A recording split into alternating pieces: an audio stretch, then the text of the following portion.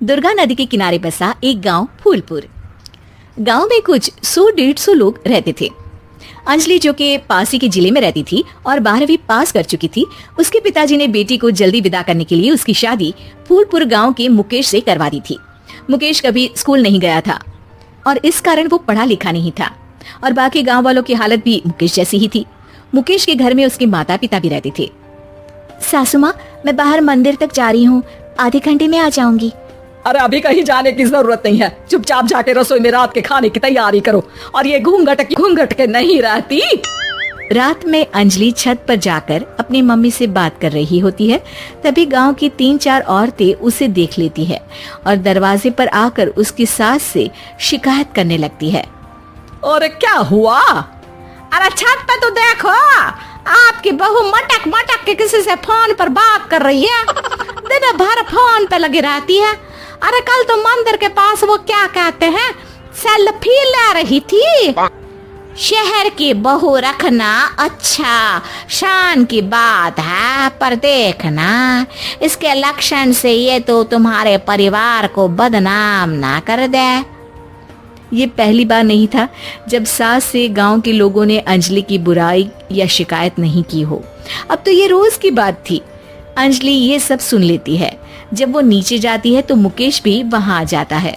सास कहती है, बेटा, लोग घर आकर शिकायत करने लगे हैं बहू के कामों की, देख लो। पति हो, संयम से रखो इसे। माँ जी, मैं तो अपनी माँ से बात कर रही थी क्योंकि यहाँ कोई बात करने लायक ही नहीं है और अब मैं माँ के पास ही रहूंगी।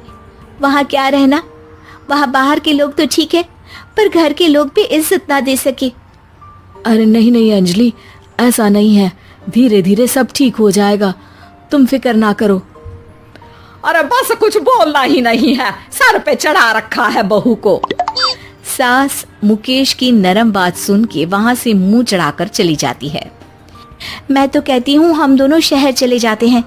मैं पढ़ी लिखी हूँ, मुझे वहाँ नौकरी भी मिल जाएगी और थोड़े दिनों में आप भी वहाँ कुछ काम ढूंढ लेना। अरे नहीं नहीं अंजलि, हम यहाँ ना गांव का खेत, माँ पिताजी को छोड़कर शहर नहीं जा सकते। माँ पिताजी को कैसा लगेगा और गांव वाले क्या सोचेंगे। ये कहकर मुकेश सोने चला जाता है और अंजलि की गांव वालों द्वारा बुराई का सिलसिला बहुत दिनों तक चलता ही रहता है। लेकिन अंजलि गुस्सा ना दिखाते हुए समझदारी से काम लेती है। बारिश का मौसम चालू हो जाता है। जोरदार बारिश से पूरे गांव में हाहाकार मच जाता है। दुर्गा नदी में बाढ़ आ जाती है और बाढ़ का पानी पूरे गांव की फसल तबाह कर देता है।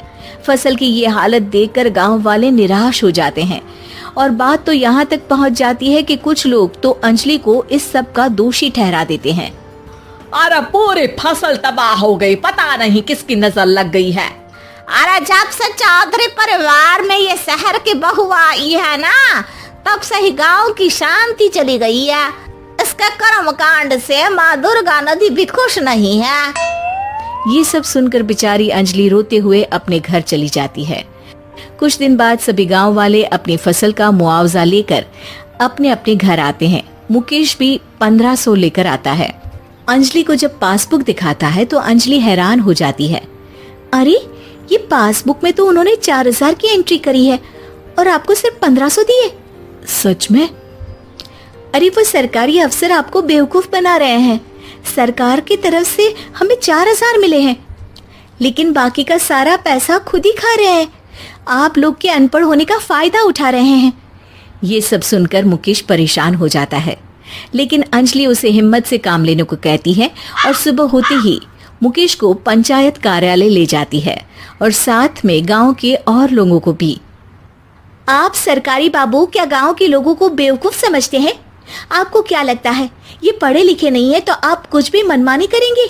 ये बेचारे दिन रात इतनी मेहनत करते हैं, ये हमारे अन्नदाता हैं और आप इनके साथ ऐसा धोखा करते हैं। अरे क्या बके जा रही है ये लड़की, किस धोखे की बात कर रही है? अपने कांड करके नदी माँ को नाराज करके हमारा नुकसान करके इसे चैन नहीं मिला क्या? सरपंच जी, इन सरकारी बाबू ने मुझे बेवकूफ बनाया है। बस ये सुनते ही सरपंच वहां से दुम दबाकर भाग जाता है। पता चलता है कि जनपद अधिकारियों ने गांव के सरपंच के साथ मिलकर सबके साथ धोखा किया है। सब लोगों का विरोध शुरू हो जाता है और आखिर में अधिकारी सब गांव वालों के हिस्सों के बचे हुए पैसे उन्हें लौटा देते हैं और कई दिन तक सरपंच गांव में लौटता ही नहीं। अंजलि, तुम नहीं होती तो हम गांव वालों को तो पता ही नहीं चलता कि ये हमें हर बार बेवकूफ बनाते हैं। हाँ हाँ अंजलि बेटी, हमें माफ कर दो। हम सब तुम्हें बुरा भला कहते रहे, लेकिन तुमने ही आज हमें बेवकूफ बनाने से बचाया है। हमें तुम पर गर्व है बेटी। अब समझ आया कि सरपंच तुमसे नहीं, तुम्हारे पढ़े लिखे होने से नफरत करता था। क्यों ना इस बार हम अंजलि को ही सरपंच पद के लिए चुन ले? क्या कहते हो गांव वालों? पढ़ी लिखी सरपंच। बस